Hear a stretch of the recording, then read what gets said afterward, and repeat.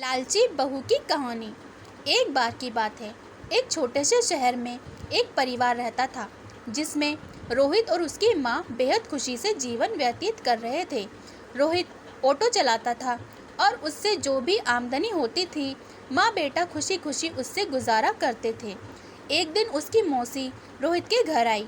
उसने रोहित की माँ से रोहित की शादी के बारे में बात की, जिसे सुनकर माँ बहुत खुश हो गई। अब रोहित के लिए एक अच्छी लड़की की तलाश शुरू होती है। कुछ ही दिनों में रोहित की मौसी को रेखा नाम की एक लड़की मिली, जो देखने में बेहद खूबसूरत थी। रोहित को भी रेखा बहुत पसंद आई और दोनों ने शादी कर ली।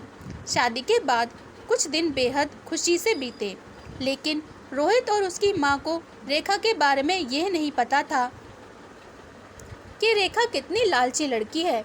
रेखा ने शादी के कुछ दिनों बाद ही अपने रंग दिखाना शुरू कर दिया था। वह महीने में कई बार किटी पार्टी जैसे समारोह में जाने लगी, जिसके लिए रेखा हर पार्टी में नए कपड़े और कीमती जेवर पहनती थी। जब रेखा के नए गहने और कपड़े खत्म हो जाते थे, तब रेखा अपने पति की कमाई से नए कपड़े और गहने खरीद लेती थी। एक दिन रोहित ने कहा, रेखा, अपने नए कपड़े और गहने खरीदने में इतना पैसा बर्बाद करने का क्या फ़ायदा है। आपको सोचना चाहिए कि आपके पति की इतनी कमाई नहीं है कि आप एक महीने में 10 बार किटी पार्टी में जाने के लिए नए नए आभूषण खरीदकर खर्च कर सकें। यह सुनकर रेखा गुस्से से लाल हो गई और रोहित से कहने लगी, तुम हमेशा मुझसे कहते रहते हो, कभी भी तुम ज़्यादा कमाने के बारे में नहीं सोचते। यदि तुम ज़्यादा ऑटो चलाते तो ज़्यादा कमाई होती और आज मैं आराम से नए नए कपड़े पहन सकती।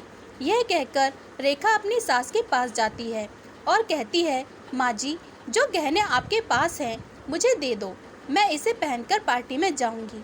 रोहित की माँ ने पूरी बात सुनने के बाद कहा कि पुराने ज़माने में सभी बहुएं अपने जेवर सास को देती थी, लेकिन तुम मुझसे गहने मांग रही हो। रेखा ने कहा, तुम गहनों का क्या करोगी, मुझे दे दो। अंत में रोहित की माँ ने भी अपने सारे गहने रेखा को दे दिए और रेखा उन गहनों को पहनकर किटी पार्टी में चली गई। इधर रेखा के जाने के कुछ देर बाद ही घर में रोहित की मौसी आ गई।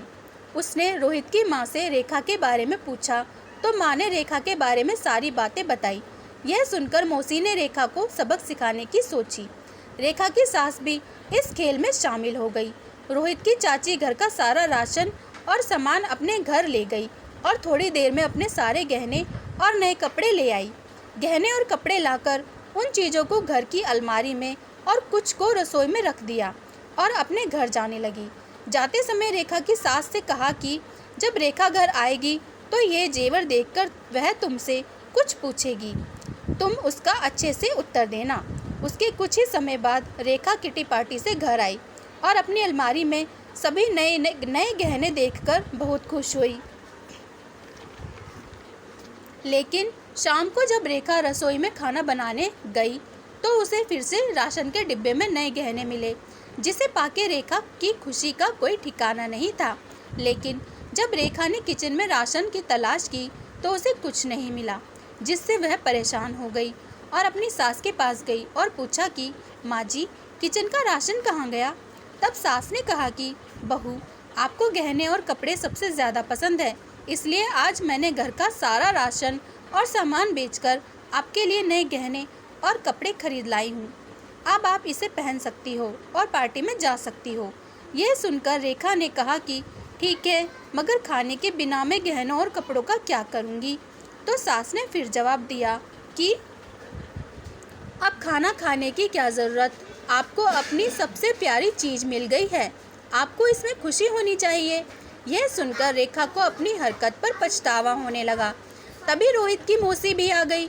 उन्होंने यह भी कहा कि यह सब मैंने आपको समझाने के लिए किया है कि केवल नए कपड़े और गहने ज़रूरी नहीं हैं, इसके अलावा दुनिया में बहुत कुछ होता है और अगर आपको नए गहने और कपड़े पहनने का इतना शौक़ है तो आप खुद क्यों नहीं कमाती और उस पैसे से ये सारी चीज़ें खरीद लेते हैं। सारी बातें सुनने के बाद रेखा को अब सब कुछ समझ में आ गया और अब से उसने फिर कभी ऐसा नहीं किया और अपने पति के कमाए हुए पैसे में खुशी खुशी रहने लगी। कहानी पसंद आई हो तो प्लीज़ चैनल को लाइक एंड सब्सक्राइब ज़रूर करें। धन्यवाद।